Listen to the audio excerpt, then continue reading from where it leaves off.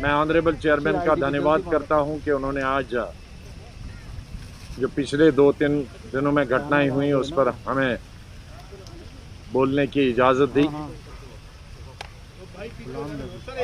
मैं सब चीज़ को रिपीट नहीं करना चाहता हूं कि आप राज्यसभा की प्रोसीडिंग से वो स्पीच ले सकते हैं।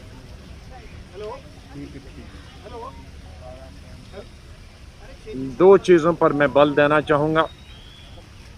एक तो जिस चीज़ पर हमने बाइकआउट किया है वो, और दूसरा वो जिसके कारण ये परसों राज्यसभा के अंदर हंगामा हुआ। जहाँ तक राज्यसभा के अंदर हंगामे का प्रश्न पैदा होता, उसके कारण था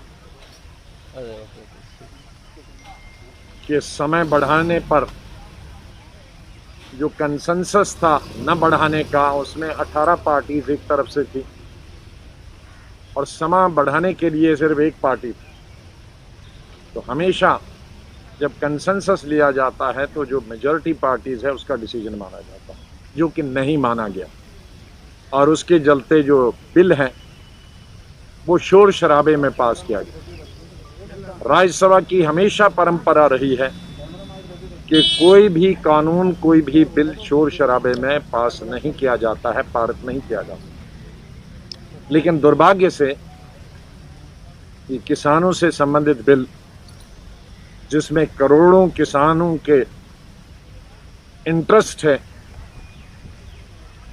वो क्लास बाय क्लास वोटिंग के बगैर पास हुआ।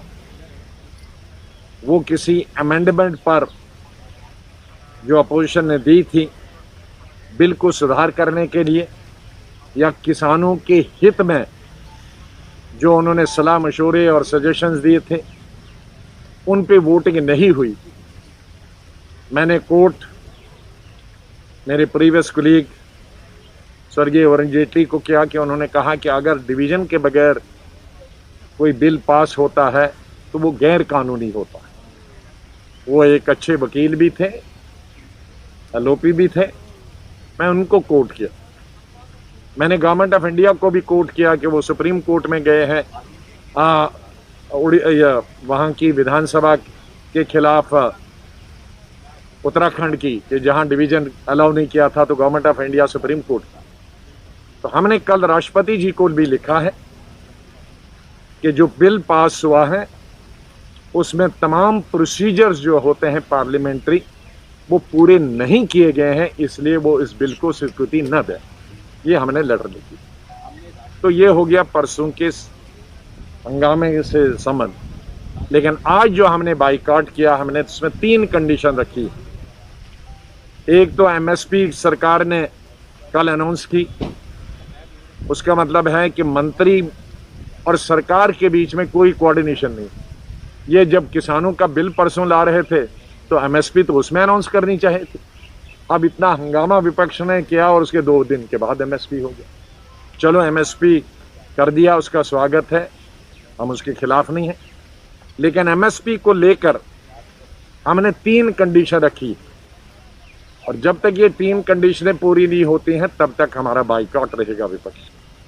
3 कंडीशनें हैं। नंबर 1 कि बिल में जो प्रावधान रखा गया है, पहले तो हम चाहते हैं कि माननीय राष्ट्रपति जी उसको स्वीकृति न दें, उसको परमिशन न दें, ताकि उसमें अमेंडमेंट लाई जाए।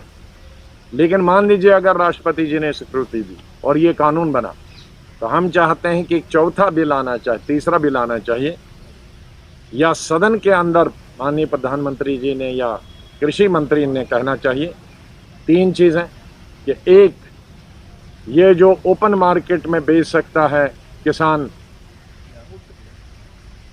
चाहे वो चावल बेचे, चाहे वो गेहूं बेचे, चाहे वो कुछ भी बेचे, वो एमएसपी से नीचे नहीं बेच सकता। खरीदने वाला एमएसपी से नीचे नहीं खरीद सकता, और उसको गैर कानूनी बनाना चाहिए। अगर कोई एमएसपी से नीचे खरीदेगा प्राइवेट, तो उसको कानूनी सजा होनी चाहिए।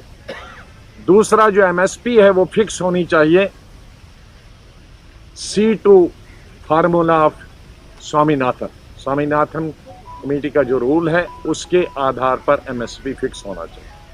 तीसरा, प्राइवेट के एजेंसीज के बगैर भी स्टेट एजेंसी और गवर्नमेंट ऑफ इंडिया की तरफ फूड कॉरपोरेशन ऑफ इंडिया अनाज खरीदती है। तो चाहे स्टेट एजेंसियां हों जो अनाज खरीदे या एफसीआई अनाज खरीदे, उनके लिए भी अनिवार्य होना चाहिए कि वो एमएसपी से नीचे नहीं खरीद सकते हैं। ये 3 कंडीशनें हमने रखी है कि अगर ये 3 कंडीशनें हमारी नहीं मानी गई तो हम तब तक बाइकआउट रखेंगे। चौथी हमने रिक्वेस्ट की है, वो कंडीशन नहीं है कि ठीक है हम इसके फेवर में नहीं है कि माइक टूटे या टेबल पे कोई चढ़े, उसके बिल्कुल फेवर में नहीं, लेकिन उसके पीछे बहुत से कारण हैं कि क्यों हुए। क्योंकि कई इधर सरकार कोई भी बिल बुलडोज करने की कोशिश करता है, किसी भी सरकार को स्टैंडिंग कमेटी में नहीं भेजता है, किसी बिल को वो सिलेक्ट कमेटी को नहीं भेजता है, टाइम भी बोलने के लिए नहीं होता। ये तमाम चीज़ें कारण बनी थी कि जिसकी वजह से ये परसों हुआ, लेकिन होना नहीं चाहिए था, लेकिन हो गया।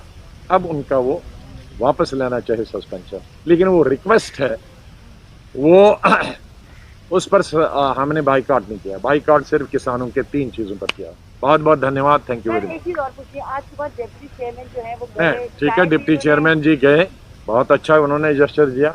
बहुत सारी पार्टीज़ के, हम लोगों की पार्टी के तो जाए, हम तो कल से 2 दफ़ा गए थे, रात को भी आए थे 10 बजे, लेकिन डिप्टी चेयरमैन साहब सुबह चाय लेकर गए, उसके लिए मैं उनकी सराहना कहूँगा कि आखिरकार भी यार एक फैमिली है, चेयर और नीचे एमपीज़ सब एक फैमिली है। चाहे हम विभिन्न पार्टी से संबंधित रखते हों, लेकिन हमको एक फैमिली की तरह एक अच्छे वातावरण में सदन को चलाना चाहिए। बहुत बहुत धन्यवाद, थैंक यू।